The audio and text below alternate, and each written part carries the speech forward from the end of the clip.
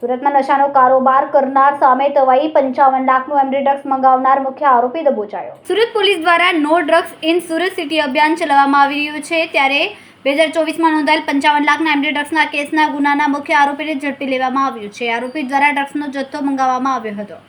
16/11/24ના રોજ પોલીસને મળેલી બાતમીના આધારે સચિન કોપલેતા ચેકપોસ્ટ આગળ જાહેર રોડ પર 3 ઇસમોને મેકડ્રોન ડ્રગ્સનો 554.82 ગ્રામ ડ્રગ્સના જથ્થા સાથે ઝડપી લેવામાં આવ્યા હતા. આ ડ્રગ્સના જથ્થાને મંગાવનાર મોહમ્મદ શાહનવાઝ આદમ શેખ વોન્ટેડ હતો. તેથી તેને ઝડપી લેવા માટે પોલીસ દ્વારા ટીમ બનાવવામાં આવી હતી. વોન્ટેડ આરોપી ગતરોજ અડાજણ બસ ડેપો આવ્યો હોવાની માહિતી મળતા પોલીસ દ્વારા સ્પેશિયલ વોચ ગોઠવીને મોહમ્મદ શાહનવાઝ ઉર્ફ અબ્દુલ કાલિયા મોહમ્મદ આદમ શેખને ઝડપી પાડ્યો હતો.